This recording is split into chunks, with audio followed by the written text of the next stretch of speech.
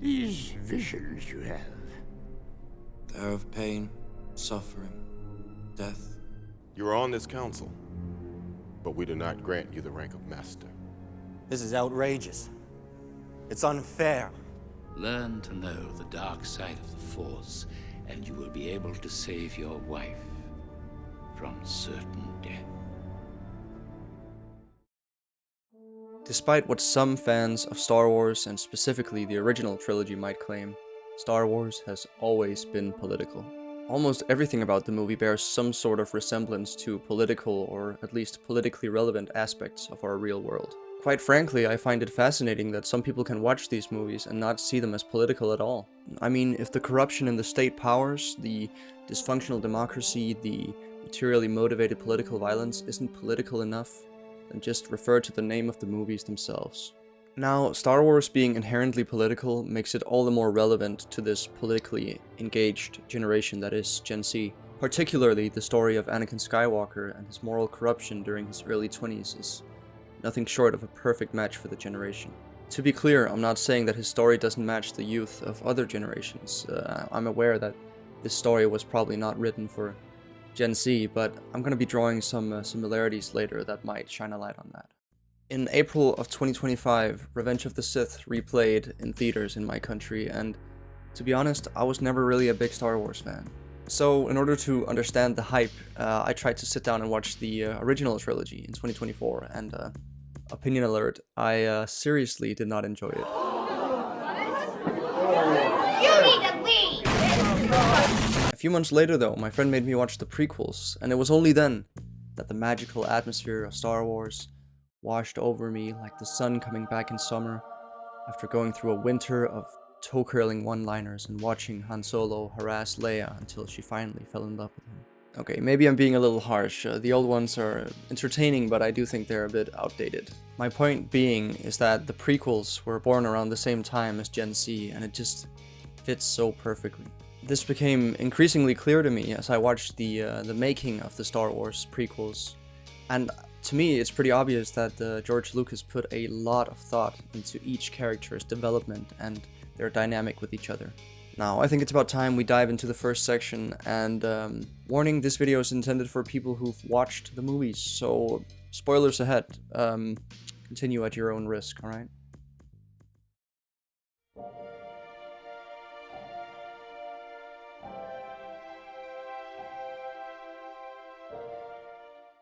Now, before I continue, I feel like it's important for me to specify that this video is based on my personal view of Anakin's development. So that means that this video is going to be pretty subjective, and I'm not especially knowledgeable in all the details and lore of Star Wars, and that's not what this video is about, to be honest. I'm simply providing a perspective on Anakin's development and how it relates to Gen Z on a philosophical standpoint. While I'm still a small creator, I read all my comments, so if you want to add something to the discussion or correct me on anything, then I'd be happy to read it. Now, with all that said, let's do this. When the Jedi first discovered Anakin on Tatooine in the first movie, his significance was made clear almost immediately. The boy was unusually strong with the Force, and keep in mind, this is the power that the Jedi identity is almost entirely based on.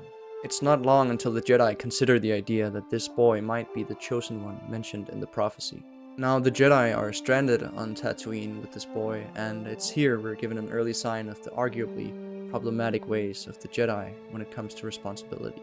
So the Jedi, Qui-Gon and his apprentice, Obi-Wan, they risk the boy Anakin's life in a deadly pod race to win a crucial part for their jet, as well as the rights to take Anakin with them, who was at the time a slave under this slimy sack of shit. There are a few problems worth mentioning here though. First of all, they risk Anakin's life on their trust in the Force.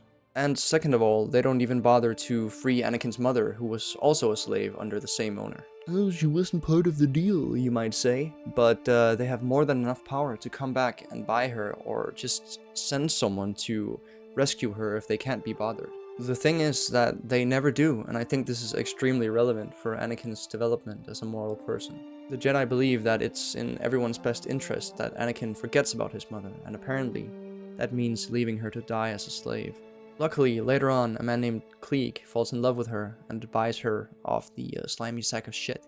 But that is no thanks to the Jedi. The Jedi believe that attachment leads to fear, which leads to anger, which leads to hate, and so on. But you know what else leads to fear, you Jedi fucks? Not just easily forgetting your mother and then later finding out that she's suffering and you could have saved her. That is, if you weren't too busy sacrificing all love and attachment to be a stronger weapon in a meaningless war between several morally bankrupt factions. All I'm saying is that they could have saved her and still have her be out of the way of Anakin's training.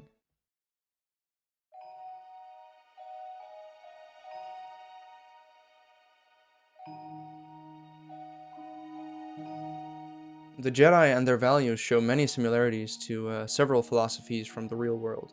In their words, you can find hints of Stoicism, Christianity, Buddhism, and a general strong sense of authority. The Jedi, they chose to take Anakin away from his mother, with her approval, in order to nurture his flame and potentially create a very valuable weapon in the war against the dark side. Now, here lies a problem though, and I think it's something that George Lucas was trying to highlight with this story.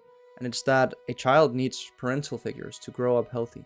Children, they copy their guardians' behavior and beliefs to form their own identity early in their life. Now, in the case of Anakin, he was taken away from a loving mother and put in the hands of a force, no pun intended, who viewed him as a valuable asset in a war. He fell under Obi-Wan as a Padawan or an apprentice, if you may, and you could argue that Obi-Wan was a father figure to him. But as is made clear in episode 2 and 3, it was more like a older brother dynamic. Obi-Wan, he constantly expressed his superiority to Anakin when it came to performance and wisdom, even after Anakin's potential matched that of Obi-Wan's. It's made clear to us through their good moments together though that Obi-Wan is aware of this, and he is in reality very proud of Anakin. And to me, it's clear that Obi-Wan loved him, but still the arrogance shined through and it stayed the same ego-crushing older brother dynamic throughout most of episode 2 and 3. So in his formative years, Anakin's only remaining parental figures were the authority-driven Jedi religion as a whole, and Senator Palpatine, whose parental skills are more than questionable. Now, Anakin was very troubled by the war, and though he was one of the strongest with the Force and a great Jedi, his loyalty would be tested, as the ones he looked up to would let him down both morally and personally. Anakin's fear for his mother and his wife's safety, as well as witnessing the Jedi corrupting in front of him, was all it took to push him over the edge.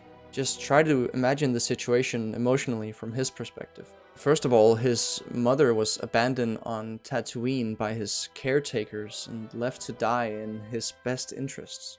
Obi-Wan didn't bother taking on the father figure role and constantly expressed his superiority. He based his entire life around the Jedi, and they didn't believe him at all, and never let him have any of the responsibility that his performance reflected. Then they went on to break Jedi code by asking Anakin to spy on Palpatine, who was someone that Anakin viewed as a mentor. The final drop in the bucket was when they shortly after tried to murder Palpatine in front of Anakin. Now, killing Palpatine might have been for the greater good from a utilitarian standpoint.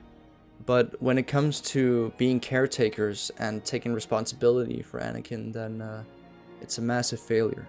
The Jedi, they bent their own rules against Anakin and someone he cared about, but they weren't able to just bend the rules slightly to save his mother or ensure his freedom as a human being. You can't expect Anakin to take the Jedi code seriously when his masters don't. And from Anakin's perspective, Palpatine allegedly possessed the power to save his wife from dying like his mother. Now, that was, of course, all to manipulate Anakin into turning to the dark side instead, and it worked. We all know that it worked. That's what the whole movie's about, so stupid video, roll the end credits. Now, my friends, my point is why it worked in the first place. There's always gonna be bad influences in a young person's life, but why was Palpatine able to turn Anakin against everyone he loved? And what does this have to do with Gen Z? It worked because they based Anakin's life entirely around their authority and then completely ignored the responsibility as soon as it turned hectic. Anakin left love and what he knew as home at an early age in order to become a hero. He grew up with that very intention to massively benefit the greater good and make his masters proud. The problem though is that the Jedi was based on a hierarchy. They demanded respect, but they forbidden love, and I believe George Lucas was trying to say that love is an important part of a moral person's upbringing.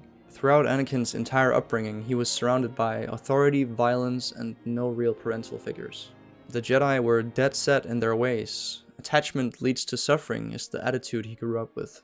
No love and no common respect that isn't tethered to your strength. Just a hierarchy of politically motivated warriors. Suddenly, he grew up too fast and nearly fulfilled his potential by the time he was 22. In the midst of the war, the Jedi couldn't keep up and they ended up neglecting their responsibility. His role models turned to corruption and they didn't allow him the responsibility to learn from his mistakes, all while the truly corrupt were able to sweep in and take advantage.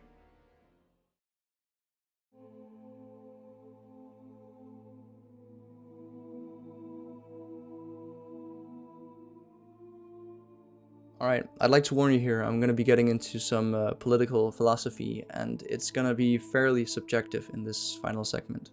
So if you're conservative, right-wing, or anything like that, you probably will not like it. But hey, it's my video, and you've been warned. Anyways, though Anakin's age at the film's release doesn't match the age of the Gen Z audience going to watch the movie shortly thereafter, his arc as a moral person serves as a brutal cautionary tale for the politically engaged and progressive Gen Z. Gen Z didn't grow up with the responsibility of allegedly being the chosen one, but Gen Z did grow up with superheroes that gave us this delusional idea that we could all be significant on a societal scale. Gen Z didn't grow up with a strict authoritarian Jedi code. We grew up with parents who believed in an authority which didn't respect them. An unsustainable, materialistic, freedom at the cost of others-based society. Maybe liberal, but now instead just ruled more by predatory corporations and artificially manufactured social expectations than before. It's basically two sides of the same coin, one of the most economically unequal times in history. It's freedom for those who can afford it. An entire generation of capitalists without capital. Throughout Star Wars 2 and 3, we see Anakin's frustration as he tries to be the hero he thought he could be. But he's constantly reminded of the hierarchy which political power far exceeds that of any moral being's idea of the greater good. Anakin's nature was to be a loving and loyal fighter for his people, but in the end, Anakin succumbs to the teachings of his upbringing with the Jedi. Strict authority, violence, and impenetrable self-righteousness. This is Anakin's nurture. This is the Jedi way.